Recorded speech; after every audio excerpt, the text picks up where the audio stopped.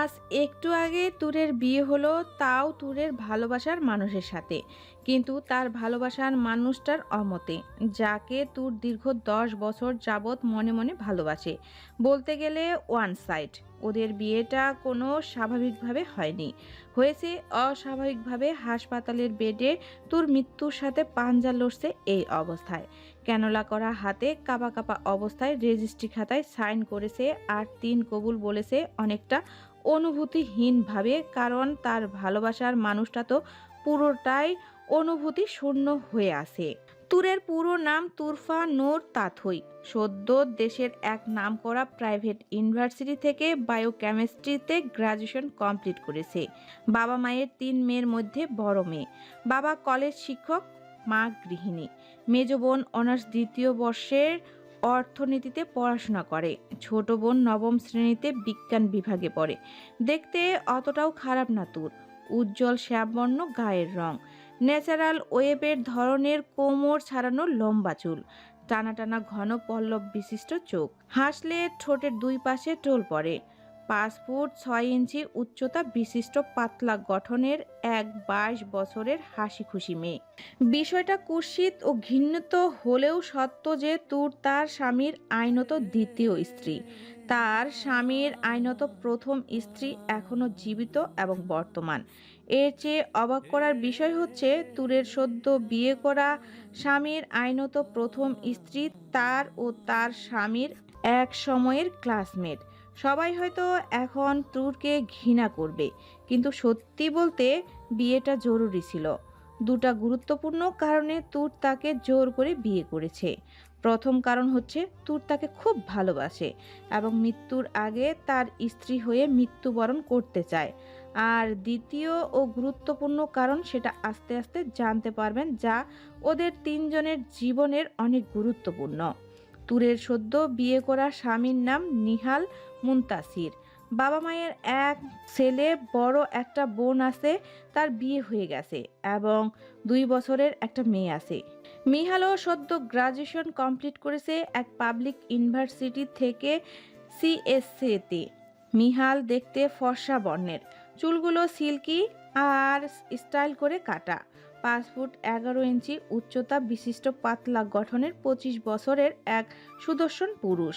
মিহালের আইনত প্রথম স্ত্রীর নাম তানজিনা মেহবিন। তারাও এক ভাই এক বোন। ভাই তাহমিদ ডাক্তার এবং ভাইয়ের বউ সাথী, সেও ডাক্তার। ভাই ও ভাইয়ের বউ দুজনই ঢাকা ইব্রাহিম মেডিকেল কলেজে চাকরিরত। ভাই মেডিসিন বিশেষজ্ঞ আর ভাবি গাইনি বিশেষজ্ঞ। তানজিনা নিজেও সরওয়ার্দী মেডিকেল কলেজে ইন্টার্নি করছে, মানে তানজিনাও সদ্য পাশ করা ডাক্তার। তানজিনা দেখতে বাদামি বর্ণের, ঘন পল্লব বিশিষ্ট চোখ, চুলগুলো ন্যাচারাল ওয়েবি ধরনের কোমরে পর্যন্ত। 5 ফুট 2 ইঞ্চি উচ্চতা বিশিষ্ট মোটামুটি গঠনের 24 বছরের এক অত্যন্ত পড়ুয়া টাইপের মেয়ে। 2 মাস আগে মিহাল ও তানজিনার পারিবারিকভাবে রেজিস্ট্রি হয়। ফ্ল্যাশব্যাক: 2 মাস আগে মিহালের পরিবার তানজিমার পরিবারের কাছে বিয়ের প্রস্তাব নিয়ে যায় মিহালের পছন্দের ভিত্তিতে। মিহালের কলেজে তানজিমাকে দেখে ভালো লাগে, পরে ভালোবেসে ফেলেছিল, কিন্তু বলতে চায়নি, কারণ তানজিনা পড়াশোনা নিয়ে সারাক্ষণ ব্যস্ত থাকতো। বান্ধবীদের সাথে গল্পটাও খুব কম সময় করত। মিহাল 6 মাস পরে আমেরিকা যাবে মাস্টার্স কমপ্লিট করতে, সাথে তাইজুন, রেজবি আর রেজবির স্কুল কলেজ ফ্রেন্ড, রাফির কিছু ফ্রেন্ড, মানে তুরদের সাথে। তাইজু ও রিজবি মিহালের ইউনিভার্সিটির বেস্ট ফ্রেন্ড। তাই মিহাল তানজিনার পরিবারের কাছে বিয়ের প্রস্তাব পাঠাতে বলে, যাতে তানজিনাকে যাওয়ার আগে নিজের করে যেতে পারে। বিয়ের প্রস্তাব দেওয়ার পর তানজিনার পরিবার প্রথম নাকচ করে। তানজিনার ভাই আর ভাবি তো বিয়েতে রাজি না, এমনকি তানজিনা নিজেও রাজি না। তানজিনার ভাবির ভাষ্যমতে মেয়ে আমাদের ডাক্তার, জামাইও ডাক্তার চাই। ভাবির কথার সাথে ভাই কিছুটা একমত। আর তানজিনার ভাষ্যমতে সে এত জলদি বিয়ে করবে না, তার ক্যারিয়ার এখনো শুরু হয়নি। কিন্তু বাদ সাধে তানজিনার বাবা। তানজিনার বাবা এক সময় মিহালের বাবার কলিগ ছিল।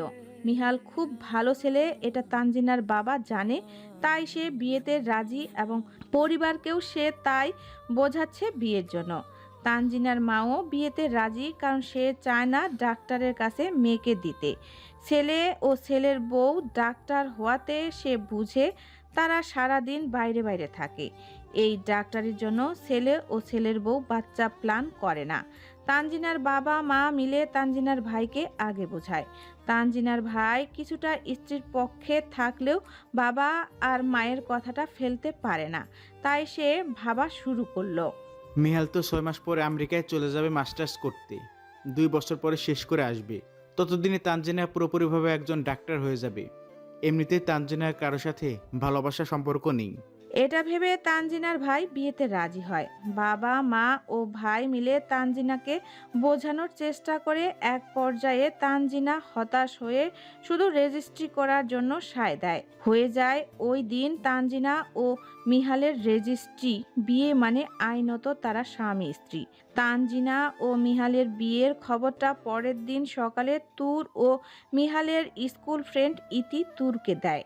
তুর তখন ভার্সিটিতে বসে বসে পড়ছে, আর 1.5 ঘন্টা পরে তুরের অনার্সের শেষ পরীক্ষা। তুরের সাথে তখন নীরা, ফাইজা, অর্ক, রাফি, আসফি, রনক, জারিন, তাহিদ এরা সবাই পড়ছে। ইতির কাছ থেকে তুর খবরটা পাওয়ার পর হাতের সাথে ফোনটা হাত থেকে পড়ে যায় আর সে সেন্সলেস হয়ে যায়। তুরের সেন্সলেস হওয়া দেখে বন্ধুরা সবাই ভ্যাবাচ্যাকা খেয়ে যায়। ওই মুহূর্তে কি ঘটলো তারা কেউই কিছু বুঝতে পারল না। সবাই মিলে তুরকে ভার্সিটির মেডিকেল ক্যাম্পে নিয়ে আসে। জ্ঞান ফেরার পর তুর চোখের সামনে সব কিছু শূন্য দেখতে পারছে। সবার জোরাজোরিতে তুর সব কিছু খুলে বলে, কাঁদতে থাকে ফুপিয়ে। সবটা শোনার পর অর্ক রেগে যায়। এত বড় সাহস ওই মিহালের বাচ্চা, আমার বোনরে কষ্ট দিয়ে সে আরেক মাইয়ারে বিয়া করে। এটা বলছে আর রাগে ফুঁসছে। ঠিক বলেছিস তুই অর্ক। হারামিটা আমাদের সাথে এসে প্ল্যান করে সে আমাদের সাথে আমেরিকা যাবে, মাস্টার্স করবে। কিন্তু এখন দেখো, সে তানজিনারে বিয়ে করেছে একদম চুপিসারে। আমাদের তুরের ফিলিংসটা সে কখনোই বুঝতে পারে নাই। তোরা একটু চুপ কর। আসবি যা তো, তুরের জন্য কিছু নিয়ে আয় ক্যান্টিন থেকে। এখন ওরা কিছু খাওয়াইতে হবে। মিহাল সবসময় তুরকে ইগনোর করেই গেল, আর এখন চুপচাপ বিয়ে করে ফেললো। সবাই এবার চুপ কর, এগুলো বলে আর কি হবে। তুরকে এখন শান্ত করতে হবে, তাই আগে তোরা শান্ত হ। রাফি, বাই এনি চান্স তুই কি বলতেছিস? আমরা মিহালকে ছেড়ে দিব? আর কিসে শান্ত হব, কিসে চুপ করব? হ্যাঁ, একবার তুরের দিকে তাকায় দেখতো, কিছুক্ষণের মধ্যে মায়ের কি অবস্থা হয়েছে। আমরা মিহালকে সাইডে দেবো না, কিন্তু এখানকার জন্য ওরে একটু শান্ত করতে হবে। একটু পরে আমাদের সবার পরীক্ষা, ওর পরীক্ষাটা কিন্তু না হলে খারাপ হবে অনেক। ছাইরা দেওয়ার প্রশ্নই আসে না। আমরা 4 বছর ধরে তুরকে দেখতেছি। এই মেয়েটা মিহালকে কতটা ভালোবাসে। এই মিহালের জন্য তুর, রনক ও সিনিয়র কিছু ভাইয়ের প্রপোজাল রিজেক্ট করেছে। রনক মনে মনে ভাবে, কেন তোর এই নিহালের জন্য আমার ভালোবাসাটাকে তুই নিজেই রিজেক্ট করে দিয়েছিলি? যে তোকে আজ এতটা কষ্ট দিল, তোর একটা দিক ভালো ছিল রে। তুই আমাদের ফ্রেন্ডশিপটা নষ্ট করিসনি।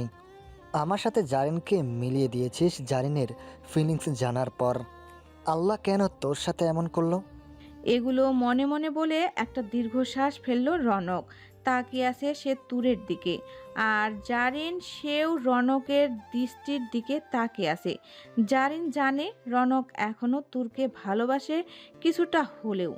এমনটা কিন্তু না যে রনক জারিনকে কষ্ট দেয়। রনক এখন জারিনকে ভালোবাসে, কিন্তু মনের মাঝে এখনও কিছুটা হলেও তুর আছে, যা বন্ধুত্ব থেকে কিছুটা বেশি। সবাই মিলে তুরকে আস্তে আস্তে ক্লাসরুমের দিকে নিয়ে আসে। আর 1 ঘন্টা কিছু কম সময় আছে পরীক্ষা শুরু হওয়ার। এমন সময় নাহিদা দৌড়ে হাঁপাতে হাঁপাতে এসে বলে, দোস্ত, আমার আর শাফকাতের বিয়ে ঠিক হয়ে গেছে, ইয়ে।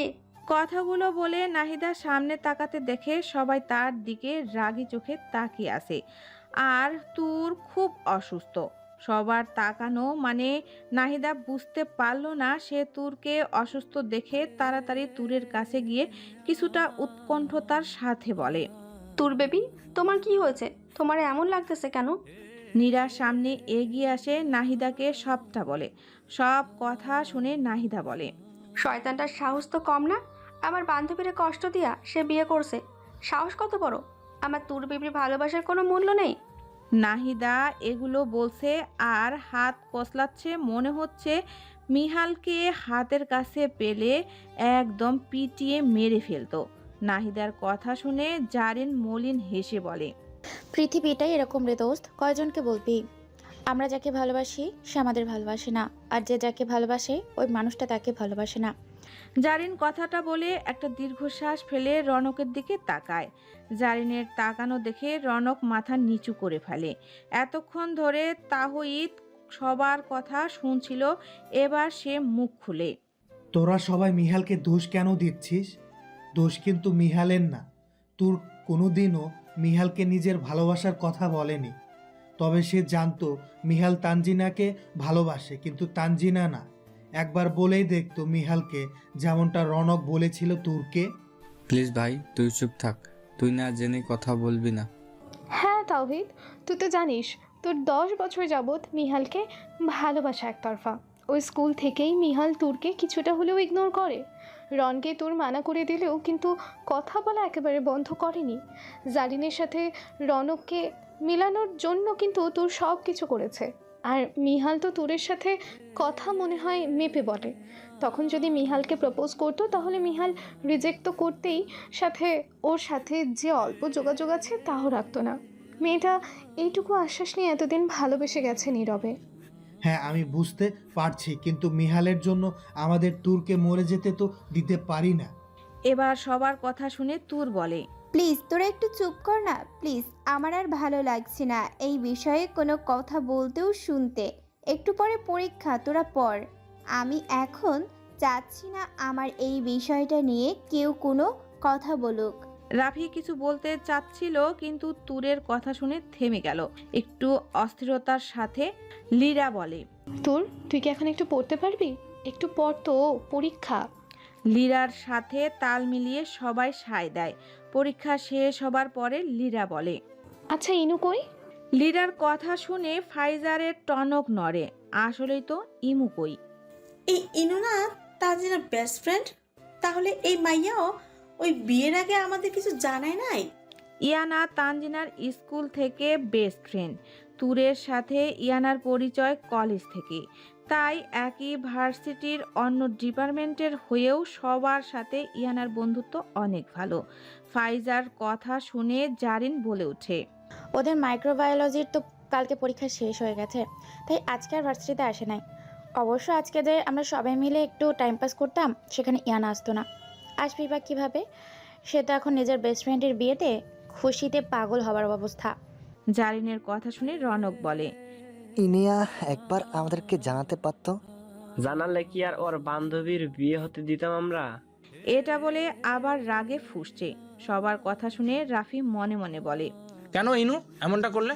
এমন তো না যে তানজিনা মিহালকে ভালোবাসতো। তানজিনা তো মিহালকে ভালোবাসে না। এগুলো ভেবে হতাশার নিঃশ্বাস ছাড়ে রাফি। সবার কথার মাঝে তুর উঠে দাঁড়ায়। ওর উঠা দেখে আসফি বলে, তুই কই যাস? বাসায় যাবো রে, ভালো লাগছে না। মলিন কণ্ঠে কথাটা বলে কারো উত্তরের অপেক্ষা না করে তুর চলে যায়। সবাই ওর যাওয়ার দিকে চেয়ে দীর্ঘশ্বাস ফেলে। পরীক্ষা শেষ হয়েছে 1 মাস হলো। এই 1 মাস তুর নিজেকে ঘরবন্দি করে রেখেছে। বন্ধু বান্ধব ফোন করলে অল্প একটু কথা বলেই ফোন রেখে দেয়। জানালা ও বারান্দার দরজা দিয়ে আকাশ পানে তাকিয়ে থাকে। খাওয়া দাওয়া অনিয়ম হয়েছে অনেক। রাতে ঘুম না হওয়ার কারণে চোখের নিচে হালকা কালকলি পড়ে গেছে। দিন দিন মানসিকভাবে অসুস্থ হয়ে যাচ্ছে তুর। হঠাৎ একদিন তুর বাড়ির মধ্যেই মাথা ঘুরে পড়ে যায়। ডাক্তারের কাছে নিয়ে গেলে ডাক্তার বলে, আসলে কি বলবো মিস্টার শফিক, আপনার মেয়ের যে সিমটমসগুলো আমাকে বললেন আর আমি প্রাথমিকভাবে দেখে যা বুঝলাম, আমি মিস তুরকে কিছু মেডিকেল টেস্ট করাতে দিয়েছি, যেমন MRI, CT scan, blood test, urine test, etc. এগুলো সব করাবেন। ডাক্তারের কথা শুনে তুরের বাবা মিস্টার শফিক মাহমুদ ও তুরের মা মিসেস রেহেনা মাহমুদ অনেকটা ভয় পেয়ে যায়। তুরের বাবা ভয় পাওয়া গলায় ডাক্তারকে বলে, ডাক্তার, আমার মেয়ে কি খুব সিরিয়াস অবস্থা? মানে কি হয়েছে একটু খুলে বলবেন? তুরের বাবার কথা শুনে ডাক্তার বলে, দেখুন, আমি নিজেও একজন বাবা। প্রত্যেক বাবা মা তাদের সন্তানকে অনেক ভালোবাসে। আপনার মেয়ের কিছু সিমটমস কিন্তু মানসিকভাবে আঘাত পাওয়াকে ইঙ্গিত করে। তাই আমি আপনাকে সাজেস্ট করব আপনারা একজন সাইকিয়াট্রিস্টের কাছেও অ্যাপয়েন্টমেন্ট নিন। আর সাথে যে টেস্টগুলো আমি দিলাম সেগুলো করে রিপোর্টগুলো নিয়ে আসুন। আমি যা ভাবছি তা আমি রিপোর্ট না দেখে বলতে পারি না, মাফ করবেন, আমি এর থেকে বেশি কিছু বলতে পারবো না এখন। ডাক্তারের সাথে কথা বলার পর তুরের বাবা মা তুরের টেস্টগুলো করিয়ে নিয়ে বাসায় যায়। কালকে রিপোর্ট নিয়ে ডাক্তারকে দেখাবে, সাথে একজন ভালো সাইকোলজিস্টের খবর তারা নেবে। পরের দিন সন্ধ্যার সময় রিপোর্ট নিয়ে ডাক্তারের কাছে যাবে। তাই সকালের দিকে তুরের বাবার বন্ধুর ভাই সাইকোলজিস্ট তার কাছে যায়। সাইকোলজিস্ট তুরকে হিপনোটাইজ করে অনেক কিছু জানতে পারে এবং সেগুলো তুরের বাবা মায়ের কাছে বলে। তুরের বাবা মা এসব শুনে খুব দুঃখ পায়। তাদের মেয়ে যে এতদিন নিজের মনের মধ্যে গুমড়ে মরছে তা তারা বুঝতে পারেনি। সাইকিয়াট্রিস্টের কথা অনুযায়ী তুরকে একা থাকতে দেওয়া যাবে না। সব সময় ওনাকে সঙ্গ দেওয়ার জন্য কাউকে থাকতে হবে, হাসাতে হবে, বেড়াতে নিয়ে যেতে হবে। কোনো কিছু নিয়ে চিন্তা করতে দেওয়া যাবে না। মেডিটেশন করতে হবে অল্প অল্প করে সময় নিয়ে। সর্বোপরি তুরকে হাসি খুশি রাখতে হবে, না হলে তুর মানসিক ভারসাম্য হারিয়ে ফেলতে পারে। কিন্তু ওনাকে কিছুটা সময় স্পেসও দিতে হবে, না হলে কিন্তু উনি আরও ডিপ্রেশনে চলে যেতে পারে। তাই তাকে কিছুটা স্পেস দেওয়াটাও জরুরি। কিছু মেডিসিন দিচ্ছি যেগুলো রাতে নিতে হবে খাবারের পরে। এগুলো মানসিকভাবে ওনাকে কিছুটা হালকা রাখবে, আর বাকি সব ডিপেন্ড করে আমি যা যা বললাম সেগুলো মেনটেন করলে। প্রায় বিকেলের দিকে সাইকোলজিস্টের ওখান থেকে বাসায় ফিরে তুরের মা ও তুরের বাবা হাসপাতালে চলে গেছে রিপোর্ট নিয়ে ডাক্তারের কাছে দেখাবে। তাই রাত প্রায় 10টার দিকে তুরের বাবা বিষণ্ণ ও ভারাক্রান্ত মনে বাড়ি ফেরে। তুরের মা স্বামীর এই বিষণ্ণ চেহারা দেখে বুকটা ধক করে উঠে। তার ভাবনা এই যে কোনো খারাপ খবর এলো না তো আবার। তড়িঘড়ি করে এক গ্লাস পানি নিয়ে তুরের মা স্বামীর কাছে যায়।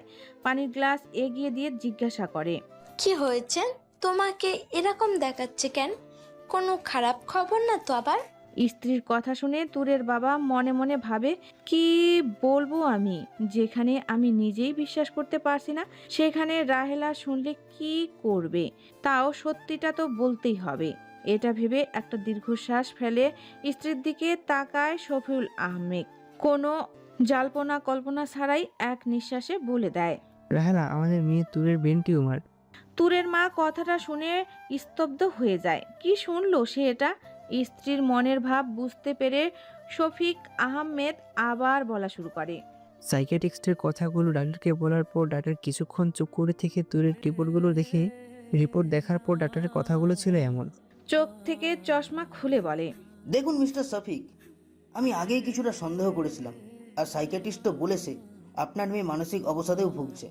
আর আপনার কথাগুলো শুনে যা বুঝলাম, আপনার মেয়ের বহু বছর যাবৎ নিজের মধ্যে একটু একটু করে মানসিক অবসাদটা জন্ম নিয়েছে। আর 1 মাস আগে তার সাথে ঘটে যাওয়া ঘটনা থেকে সে প্রচণ্ড রকম স্ট্রেস নিয়ে ফেলেছে। আপনার ভাষ্যমতে আপনার মেয়ে সেন্সলেস হয়ে গিয়েছিল। সাধারণত মানসিক অবসাদগ্রস্ত মানুষ ব্রেন টিউমারে বেশি ভোগে অন্য সব সাধারণ মানুষের তুলনায়। রিপোর্ট দেখে যা বুঝলাম, 2টা খবর আছে। এই সিচুয়েশনে একটা ভালো খবর, একটা খারাপ খবর। ভালো খবরটা হচ্ছে ওনার ব্রেন টিউমার গ্রেড 1 স্টেজে আছে, তাই সার্জারির মাধ্যমে অপসারণ করা সম্ভব। আর খারাপ খবরটা হচ্ছে ওনার হিমোগ্লোবিন লেভেল অনেক কম, 5 মিলিগ্রাম পার লিটার, যেখানে থাকা দরকার 12 থেকে 16 milligram per litre, and you know it's too much risky for brain tumor surgery. She has to increase blood hemoglobin level unless this surgery will be life risk for her. আমাদের biopsy করতে হবে। টিউমারের size 2 সেন্টিমিটারের কাছাকাছি। সার্জারিটা 1 মাসের মধ্যে করতে পারলে ভালো হয়। ওনার হিমোগ্লোবিন লেভেলটা অন্ততপক্ষে 10 মিলিগ্রাম পার লিটার থাকতে হবে, আর উনি এমনিতেই অনেক দুর্বল। চোখের চশমা খুলে বলে। ডাক্তারের সাথে হওয়া সব কথোপকথন স্ত্রীকে বলে থামলো শফিক মাহমুদ। তুরের মা তো কান্না করেই যাচ্ছে। ওনার কান্নার মাঝে তাদের ঘরে এলো ছোট মেয়ে নাফিহা। নাফিহা প্রথমে মায়ের কান্নার কারণ ধরতে না পারলেও পরে যখন মা কান্নারত অবস্থায় সব বলল, তখন নাফিহা মাকে কি বলবে সে নিজেকে সামলাতে পারছে না। কষ্টে তার বুক ফেটে কান্না আসছে।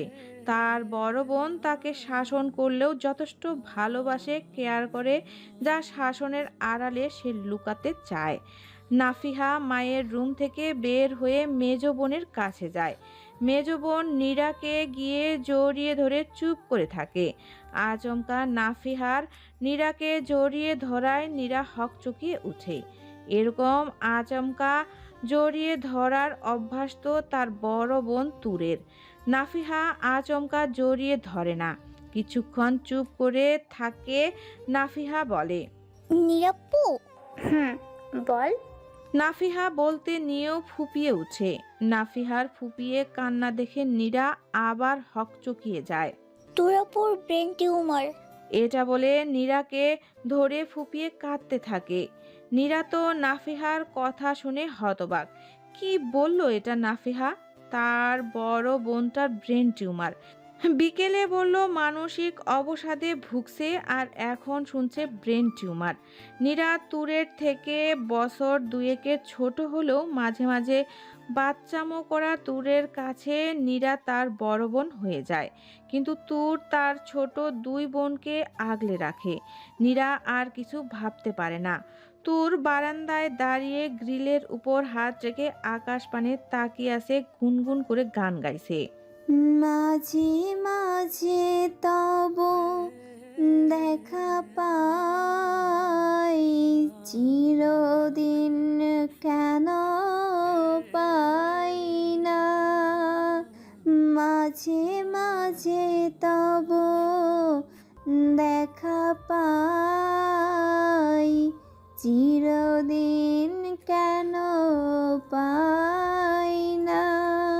ক্ষণিক আলোকে আখির পলকে তোমায় যাবে পাই দেখিতে। ওহে ক্ষণিক আলোকে আখির পলকে তোমায় যাবে পাই দেখিতে। ওহে হারায় হারায় সদা হয় ভয়, হারাইয়া ফেলে চকিতে। মাঝে মাঝে তব দেখা পাই, চিরদিন কেন পাই না। গানটা গাইছে আর চোখ গড়িয়ে পানি পড়ছে তুরের। এই গানটা যেন ওর জীবনের সাথে অতপ্রতভাবে জড়িত। মনে হয় প্রতিটা লাইন ওকে ভেবে লেখা। সত্যি একতরফা ভালোবাসা অনেক কষ্টের হয়, আর সেটা যদি 10 বছরের হয় তাহলে তো দ্বিগুণ কষ্টের। তুরের গান গাওয়ার মাঝে নিঃশব্দে নীরা ও নাফিহা পেছনে এসে দাঁড়ায়। নীরার মনে এখন মিহালের জন্য একরাশ ঘৃণার জন্ম নিয়েছে। নীরা তুরকে অনেকবার বলেছিল মিহালকে ভুলে যেতে, কিন্তু তুর পারেনি। নীরা তুরকে মাঝে মাঝে মিহালকে কিছু সময়ের জন্য ভুলার জন্য সেলিব্রিটি ক্রাশ খেতে দেখতো, কিন্তু ওগুলো শুধু ক্রাশ ছিল। মাঝে মাঝে নীরার মাঝরাতে ঘুম ভেঙে গেলে তুরকে রাত জেগে কান্না করে বালিশ ভিজাতে দেখত, কিন্তু সকাল হলে সকল কষ্ট ধামাচাপা দিয়ে এক স্বাভাবিক তুরকে দেখত নীরা। আর আজকে সেই বোন চুপচাপ যেন একটা কাঠের পুতুল, যার ভেতরটা এখন খোলকা হয়ে গেছে। রাফি 1 মাস যাবৎ ইয়ানাকে প্রায় ইগনোর করে যাচ্ছে। রাফি ও ইয়ানা একে অপরকে ভালোবাসে, এমনকি তাদের পরিবারও তাদের বিয়েতে রাজি। রাফি ও ইয়ানা একই ইয়ারে পড়ে, তা সত্ত্বেও পরিবার রাজি। রাফির পরিবার খুব ভালো, সে তার ভাই বোনের মধ্যে সবার ছোট এবং পরিবার ওয়েল সেটেল। আমেরিকা যাওয়ার আগে ওদের আকদ হবে এবং মাস্টার্স করে ফেরার পর ওদের আনুষ্ঠানিকভাবে রেজিস্ট্রি হবে।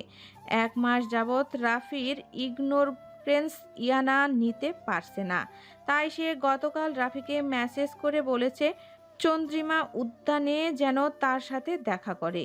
ইয়ানা আসার আগেই রাফি চন্দ্রিমা উদ্যানের লেকের পাশে বসে সিগারেট টানছে আর ধোঁয়াগুলো আকাশে উড়াচ্ছে। ইয়ানা রাফির কিছুটা কাছাকাছি এসে রাফিকে সিগারেট টানতে দেখে বলে, এসবের মানে কি রাফি? তুমি এসব কেন করছো? আমাকে ইগনোর কেন করছো? আমি তো জানতাম তুমি সিগারেট আমার সামনে খাও না, ফেলে দাও, কিন্তু আজকে তুমি এখনো ফেলছো না। এর কারণ কি রাফি? কেন ইগনোর করছো আমায়? রাফি ইয়ানার কথাগুলো শান্তভাবে শুনল, এরপর জবাব দেয়, কই, আমি তো কিছু করছি না। আমি আবার কি করলাম তোমার সাথে? আমি বিজি, তাই তোমার সাথে কথা বলার সময় পাচ্ছি না, দ্যাটস ইট। রাফি, তুমি কি দূরের ব্যাপারটা নিয়ে এখনো আমার উপর রাগ করে আছো? দেখো, ওই সময় আমার কিছু করার ছিল না। আমরা তো জানতাম না বলো যে মিহাল তানজিনাকে ভালোবাসে। এবার রাফি নিজের রাগ সংবরণ করতে পারে না, দাঁতে দাঁত চেপে বলে, হ্যাঁ আমরা জানতাম, সাথে এটাও জানতাম তানজিনা মিহালকে ভালোবাসে না। তুমি তানজিনার বেস্ট ফ্রেন্ড হয়ে এটাও জানতে তানজিনা কোনোদিনই মিহালকে ভালোবাসবে না। তানজিনা নিজের ক্যারিয়ার, পড়াশোনায় সব ভালো বুঝে।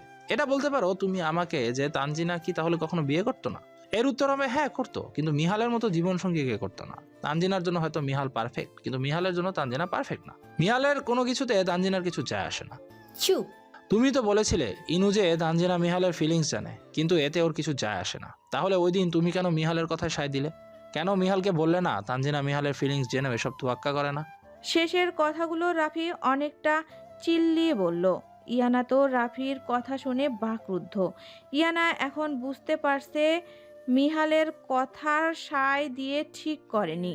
ওই সময় তার মিহালের ভালোবাসাটাকে গুরুত্বপূর্ণ মনে হয়েছিল আর ভেবেছিল তার বেস্ট ফ্রেন্ড একটা ভালো ছেলেকে লাইফ পার্টনার হিসেবে পাবে। রাফি আবার বলা শুরু করে, জানো ইনু, কালকে আমরা সবাই মিলে হোয়াটসঅ্যাপে গ্রুপ কল করেছিলাম তুরকে। তখন তুরের বোন নীরা ফোন রিসিভ করার বলে। কথাটা বলতে গিয়ে রাফির গলা কেঁপে উঠেছে। ইয়ানা উৎসুক চোখে উৎকণ্ঠতা নিয়ে তাকিয়ে আছে। তুরের নাকি ব্রেন টিউমার, সাথে ও মেন্টাল কন্ডিশন খারাপ। ডাক্তার বলেছে সার্জারি করতে হবে, কিন্তু ওর ফিজিক্যাল অ্যান্ড মেন্টাল কন্ডিশন খুব উইক, তাই রিস্ক আছে। রাফির কথা শুনে ইয়ানা হতবাক। ইয়ানা মনে মনে ভাবছে সে কি করলো এটা। সে তো জানতো তোর মিহালকে কতটা ভালোবাসে, এমনকি ততটা মিহালও তানজিনাকে ভালোবাসে না। ইয়ানা নিজের করা কাজে অনুতপ্ত। সে এই 1 মাস এটা বুঝেছে ইগনোরেন্স কেমন লাগে, তোর কিভাবে 10টা বছর সহ্য করছে। রাফির কথায় ইয়ানা ভাবনা থেকে বেরিয়ে আসে। ইনু, তোর আমার নিজের বোন না হলেও বোনের থেকে কম না। আমার ছোট বোনের শখ ছিল অনেক, আর তোর সেই জায়গাটা নিজের অজান্তে নিয়ে গেছে। এতটুকু বলে একটা দীর্ঘশ্বাস ফেলে রাফি। ইয়ানা রাফির চোখে তাকিয়ে আছে, যেখানে বোন হারানোর কষ্টটা ধরা দিচ্ছে। রাফি আবার বলা শুরু করে, তুমি তোমার বান্ধবীর ভালো চেয়েছো, এদিকে আমি আমার বোনের মতো বান্ধবীর ভালো চাই। এখানে তুমি দোষী না, আবার একেবারে নির্দোষ না। মিহাল তানজিনাকে ভালোবাসে, কিন্তু এর গভীরতা কতটা আমরা জানি না। শুধু এইটুকু জানি মিহালের আত্মসম্মানবোধ প্রচুর। এই আত্মসম্মানবোধে কেউ আঘাত করলে সে অনেক রেগে যায়, আর তখন রাগ কন্ট্রোল করতে পারে না। মিহাল তখন নিজের মানুষদেরকেই কষ্ট দিয়ে ফেলে। তোমার মনে আছে তুমি আমাকে একটা কথা বলেছিলে 2 বছর আগে? কি? রাফি বাঁকা হেসে বলে, তানজিনা নাকি কলেজে একবার মিহালের থেকে ফিজিক্সে 8 নাম্বার কম পেয়েছিল স্যারের ভুলের কারণে। তখন ইয়ানা রাফিকে বলতে না দিয়ে নিজেই বলে, তখন তানজিনা স্যারের সাথে তর্ক জুড়ে দেয় যে কেন মিহালকে 2 নাম্বার বেশি দিল আর তার 2টা প্রশ্নের নাম্বার দিল না। পরে স্যার নিজের ভুল বুঝতে পেরে ঠিক করে দিয়েছিল। তখন তানজিন ও মিহালের নাম্বার সমান সমান। এই কাণ্ডে আমি, তোর ও ইতি অবাক হয়ে তানজিনার তর্ক করা দেখছিলাম।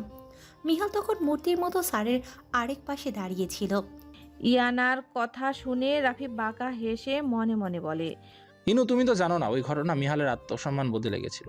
ওই দিনের মতো তারা দুজনে সব মিটমাট করে যাওয়ার আগে ইয়ানাকে রাফি বলে যাতে মিহাল ও তানজিনা কাউকেই তুরের অসুস্থতার কথা না জানায়, আর ইয়ানাও সম্মতি দিয়ে চলে যায়। দুদিন পরে তুরের বাসায় সবাই যাবে তুরকে দেখতে। তুরের বাসায় সবাই তুরের পাশে বসে আছে, সবাই ওর দিকে তাকিয়ে আছে। তুরকে প্রথমে বাবা মা রিপোর্ট দেখাতে চায়নি, কিন্তু তুরের ভাবসলীনভাবে চোখের দিকে তাকিয়ে থাকা দেখে বাধ্য হয়ে তুরের বাবা তুরকে রিপোর্ট দেখায়। ডাক্তারকে রিপোর্ট দেখানোর 4 দিন হয়ে গেছে। তুরের এই চুপচাপ স্বভাবের মাঝে বসে থাকা কারোই ভালো লাগছে না। প্রথমে জারিন মুখ খুলল। কি অবস্থা করেছিস নিজের? এভাবে ভেঙে পড়লে হবে? তোর সার্জারিটা যে রিস্ক, তা তো জানিসই। বায়োপসি তো কালকে করবে।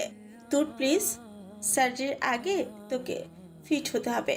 মিহালের কথা কত ভাববি, বিয়ে করতে সে সুখে আছে।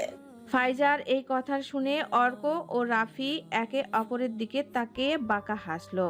একটা অবুঝ ছেলের পেছনে তুই এতগুলো বছর নষ্ট করলি যে তোকে এইভাবে ভেঙে দিল। তাওহিদের কথা শুনে লীরা বলে, আঙ্কেল আন্টির কথাও একটু ভাব। ওনারা এই বৃদ্ধ বয়সে মেয়েকে এভাবে দেখে কিভাবে আছে সেটা ভাব। মজার ছলে নাহিদা বলে, দেখ তোর, জলদি জলদি সুস্থ হয়ে যা। আমার বিয়েতে কিন্তু তোকে থাকতে হবে, না হলে আমার জামাইকে আমি চাকা দিব। নাহিদার কথা শুনে সবাই হেসে ফেলে, তুর নিজেও মলিন হাসে। রুমের এক পাশে ইয়ানা চুপচাপ দাঁড়িয়ে থেকে তুরকে দেখছে। মেয়েটার অবস্থা দেখে মায়া হচ্ছে। যে তুর পুরো ফ্রেন্ড সার্কেলকে মাতিয়ে রাখতো, সেই তুর এত চুপচাপ। তুরের বাচ্চামো দুষ্টুমি দেখে কেউ বলতে পারতো না তুর মনের মাঝে এত দুঃখ পুষে রেখেছে। আর এদিকে রনক 1 মাস আগে নিজের মনে করা প্রশ্নটা আজ উত্তর দিয়ে দিল ওর নিজেরই মন। রনক ভাবে, আমি তোরকে কি ভালোবেসেছি আমি জানি না, কিন্তু তোরের ভালোবাসা মাপতে পারবো না। নেহাল, তুমি আনলাকি ছিলে যে যে তোমাকে এত ভালোবাসে তুমি তাকে অবহেলায় হারালে। কথাটা ভেবে মনে মনে দীর্ঘশ্বাস ফেলে। এভাবে কিছুক্ষণ কথা বলার পর অর্ক রাফিকে চোখ দিয়ে ইশারা করে কিছু। ইশারা বুঝে রাফি ইয়ানার কাছে যায়। ইনু, তুমি এভাবে দাঁড়িয়ে আছো কেন এক কোণে? চলো একটু ছাদে যাই। রাফির কথা শুনে ইয়ানা মাথা হেলিয়ে সম্মতি দিয়ে ছাদে চলে যায়। রাফি যাবার পর অর্ক তুরকে বলে, তোর শুনতো একটু। অর্ক ডাকে, তুর অর্কর দিকে তাকায়, তারপর বলে, বল। এখানে না, একটু বারান্দায় আয়। তুর অর্কের কথা মতো বারান্দায় যায় ওর সাথে। বারান্দায় যাবার পর অর্ক বলে, কথাটা তোর জানা উচিত। তানজিনার ছবি আমি আমার মামাতো বোনকে দেখিয়েছি। আমার মামাতো বোন সরোয়ার্দী মেডিকেলের নার্স। তাকে বলেছিলাম তানজিনার ব্যাপারে খোঁজ খবর নিতে। অর্কের কথাগুলো তুর ভাবসলীনভাবে শুনছে। তুরের এই ভাবসলীনতা অর্কের চোখে ধরা পড়ে, তা দেখে অর্ক মুচকি হাসে। কারণ সে জানে এখন সে যা বলবে তা শুনে তুর কিছু একটা রিয়াক্ট করবে। এমন তো হতে পারে কথাটা শোনার পর তুর অনেকটাই মানসিকভাবে খুশি হবে। কারণ যে মেয়ে 10 বছর যাবৎ কষ্টে কেঁদেও সূর্যের আলোয় হাসি খুশি, তার জন্য এই কথাটা কিছুটা প্রভাব তো ফেলবেই। শুধু এই একটা জোরালো ধাক্কা তুরকে ঘুরিয়ে দিচ্ছে। সুইসাইড তুর কখনো করবে না, কারণ তুর নিজের বাবা মা ও পরিবারের প্রতি দায়িত্ব থেকে নিজের ইচ্ছায় পালাবে না, যদি মহান আল্লাহ তাআলা তাকে মৃত্যুর পথে না ডাকে তো। ভনিতা ছেড়ে অর্ক বলে, সরোয়ার্দী মেডিকেলে একজন বিদেশ থেকে PhD ডিগ্রি ধারী ডাক্তার এসেছে 3 মাস আগে। সেই ডাক্তার সরোয়ার্দী মেডিকেল থেকে MBBS শেষ করে জার্মানিতে যায়। সে ডক্টর আরিফ জুবায়ের, অনেক ভালো নামকরা হার্ট সার্জন। তার আন্ডারে ইন্টার্ন ডাক্তার হিসেবে কাজ করছে তানজিনা। ডক্টর আরিফ সুদর্শনও বটে। কথাটা বলেই সরাসরি তুরের দিকে ঘুরে তাকায়। তুর অর্কের কথা কিছু বুঝতে পারছে না, কিন্তু কিছু যে ইঙ্গিত দিচ্ছে তা বোঝা যাচ্ছে। তুর এবার অর্কর চোখের দিকে তাকায়। সাইকোলজি বলে মানুষের চোখ কখনো মিথ্যা বলে না। তুরের চোখে জানার আগ্রহ দেখা যাচ্ছে। এবার অর্ক সরাসরি মূল কথায় আসে। ওই ডাক্তার তানজিনাকে পছন্দ করে, আর তানজিনাও কাজের ছলে বা কিছু না কিছু করে সবসময় তার সাথেই থাকে। এবার তুর বুঝে যায় অর্ক কি বলতে চাচ্ছিল এতক্ষণ ধরে। তুর স্বর্গতি করে বলে, মাকড়সা তার আপনা জালেই ফাঁসে। তুর বাঁকা হেসে আকাশপানে তাকায়। দেখতে দেখতে এসে যায় সার্জারির সময়। তুরের সার্জারির 3 দিন আগে তুরের কথা মতো আসফি মিহালকে তুরের অসুস্থতার কথা বলে এবং বলে 3 দিন পর তুরের সার্জারি। ইয়ানাকে বলা হয় তানজিনাকে জানাতে। ইয়ানা তানজিনাকে জানানোর পর তানজিনা খুব দুঃখ পায় তুরের জন্য। সার্জারির আগে তানজিনা তুরকে এক পলক দেখতেও পারবে না, কারণ তানজিনা এখন বান্দরবন গেছে মেডিকেল ক্যাম্পিংয়ের জন্য। সে যেহেতু ডক্টর আরিফ জুবাইরের আন্ডারে ইন্টার্ন, তাই সেখান থেকে ক্যাম্পিং শেষ হবার আগে ফিরতে পারবে না। 15 দিনের মেডিকেল ক্যাম্পিং মাত্র 7 দিন হলো। এই মেডিকেল ক্যাম্পিংয়ে যদি তানজিনা ভালো করতে পারে তাহলে সে ডক্টর আরিফ জুবাইরের সাথে সার্জারিতে অ্যাসিস্ট করতে পারবে। এতদিন সার্জারিতে অ্যাসিস্ট করতো না, কারণ ডক্টর আরিফ জুবাইরের কাউকেই সার্জারিতে নিত না। হাসপাতালের অন্যান্য ডাক্তারদের নিত আর তাদের সিনিয়র ইন্টার্নেটদের নিত। তুরের অসুস্থতার কথা শুনে মিহাল ও তার বাবা মা হাসপাতালে আসে। মিহাল ভাবতেও পারেনি তুরকে কখনো এই অবস্থায় দেখবে।